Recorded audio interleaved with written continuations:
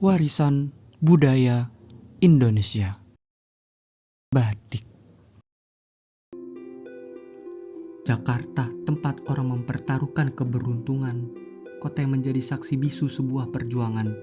Di sini kita berlomba mencari kemenangan yang membunuh kita dalam kesibukan. Globalisasi datang membuat anak muda lebih memilih budaya luar, membuat budaya kita sendiri terlantar. Ketika budaya banyak yang terlupakan, disinilah tempat yang tetap menjadi saksi sebuah perjalanan. Rumah batik, rumah yang masih menjaga batik Indonesia, tempat yang menyimpan banyak makna, dan tempat budaya yang mengedukasi para generasi muda.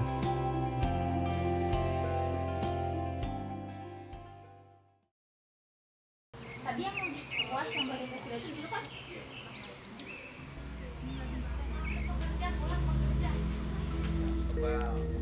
Saya Hari, nama lengkap saya Budi Dwi Arianto. Saya salah satu founder dari Rumah Batik Fabatu di Jakarta, tepatnya daerah Tebet. Secara umumnya batik adalah sebuah proses, gitu ya. Artinya batik itu adalah proses. Batik bukan hanya sekedar motif, bukan sekedar warna.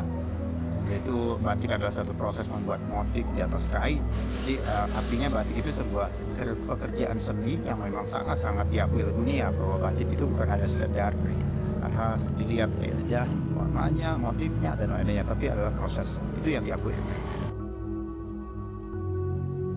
Kalau proses membuat batik secara umumnya ya, kalau di Rumah Batik Fabatu kita menerapkan ada 5 kegiatan atau 5 sesi. Pertama, kita membuat motif atau pola. Setelah membuat motif pola dengan pensil, biasanya di kain langsung kita gambar atau kita jiplak atau kita tracing. Setelah itu baru kita kedua yaitu tahapan menyanting atau merekatkan malam. Bisa menggunakan tapping tulis atau tapping jang. Setelah proses kedua, baru kita masuk ke proses ketiga, yaitu proses bagaimana kita mewarnai kain tersebut. Supaya kain ini terlihat indah, kami menerapkannya dengan teknik coret, yaitu teknik kuas. Jadi satu kain ini bisa diterapkan dengan menggunakan beberapa warna sekaligus. Kalau di beberapa pengrajin, biasanya tekniknya teknik celup.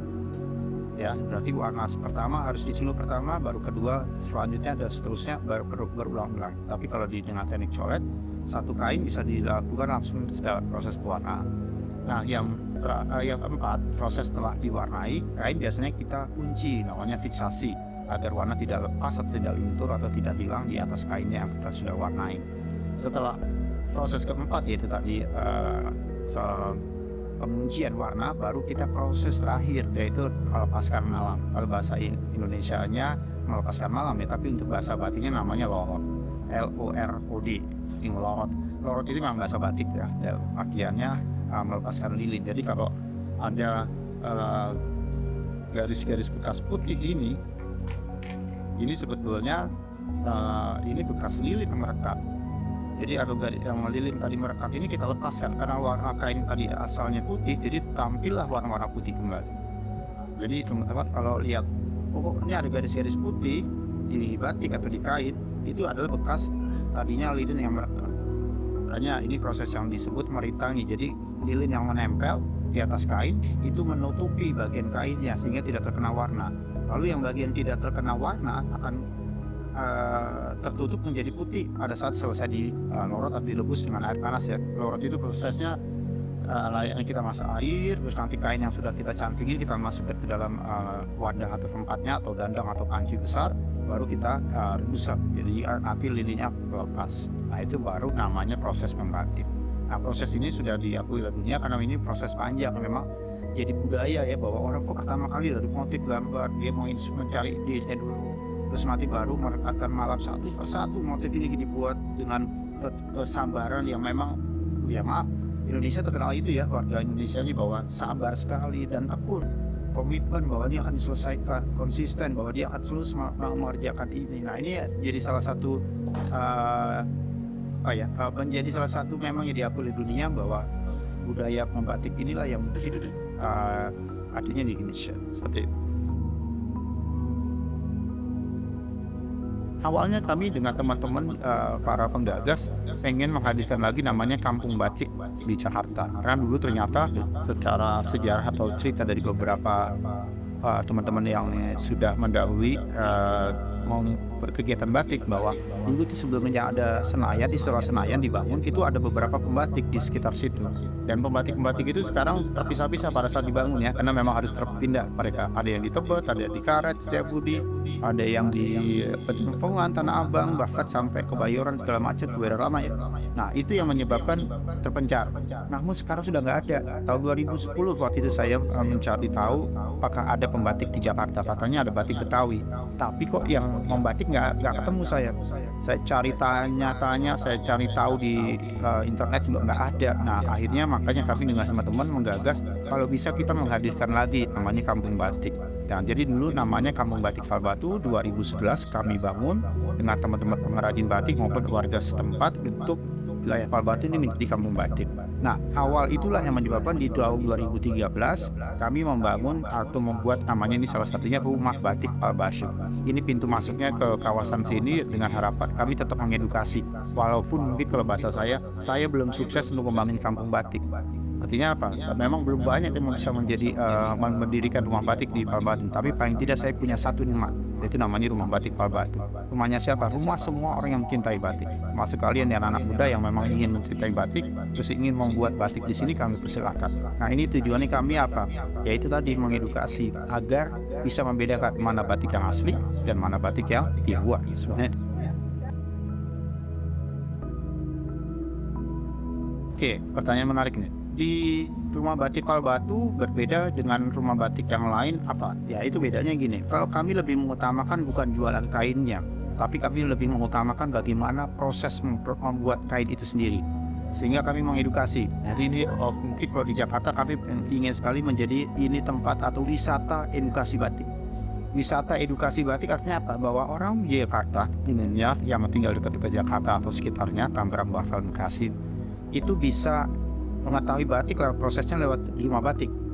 Karena banyak sekali yang bertanya kalau belajar batik harus ke Jawa ya, itu mau nggak makan biaya, makan waktu, dan banyaklah hal-hal yang mungkin menghalangi itu karena anak muda yang mau belajar batik. Nah jadi rumah batik hadir untuk itu. Rumah batik hadir untuk supaya mempermudah warga Jakarta atau warga di luar Jakarta yang ingin belajar batik bisa di sini. Itu sih tujuannya. Emang membedakan juga salah satunya diferensiasi apa sih yang menjadi menguatkan ya tadi edukasi. Selain kita punya produk yaitu batik-batik kontemporer atau batik-batik Jakarta yang kontemporer seperti itu.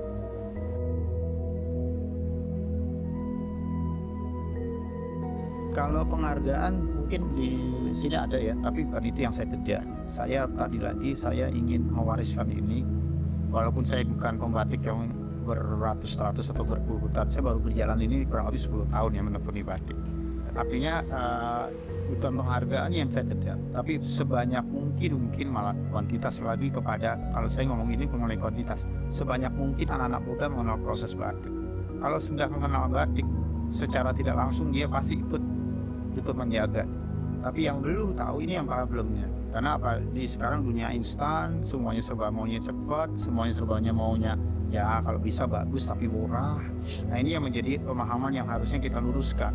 Bahwa yang bagus tapi murah memang nggak salah, tapi kalau batik disamakan dengan yang penting bagus tapi murah ya pakai printingnya saja ya, akhirnya maaf lagi tadi pelestarian batik atau pembatik lagi udah nggak ada. Apalagi anak muda mau nekunin batik nggak bakalan ada.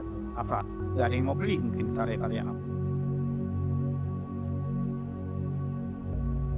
Kalau saya berharap dengan teman-teman muda khususnya yang memang kita ini sebagai warga Indonesia harus mencintai warisan kita ini, yaitu salah satunya budaya batik. Nah, saya ingin sekali teman-teman muda lebih banyak tahu tentang prosesnya, sehingga nanti akan mencintai kalau sudah tahu prosesnya. Mencintai berarti juga bisa menghargai. Kalau bisa menghargai berarti bisa menjaga nanti. Nah, harapan saya bahwa anak-anak muda sekarang harus bisa mengetahui atau memahami mengenai prosesnya, sehingga nanti bisa menjaga dan meneruskan warisan ini. Bayangkan saja, seandainya 5 tahun atau 10 tahun ke depan gara-gara nggak tahu yang namanya bedain mana batik asli atau batik tiruan, Anda ditawarkan selalu batik printing atau batik-batik yang dibuat dengan versi tadi samping twist atau cantik cap, mungkin tidak ada lagi pembatik, dan mungkin saja warisan ini sudah tidak ada lagi di Indonesia, dan mungkin saja kita diklaim oleh negara lain bahwa bukan lagi batiknya Indonesia. Itu yang saya khawatirkan, dan saya berharap anak-anak muda mau terus bersama saya atau bersama teman-teman yang lain terus menjaga bahwa batik tetap harus ada di Indonesia.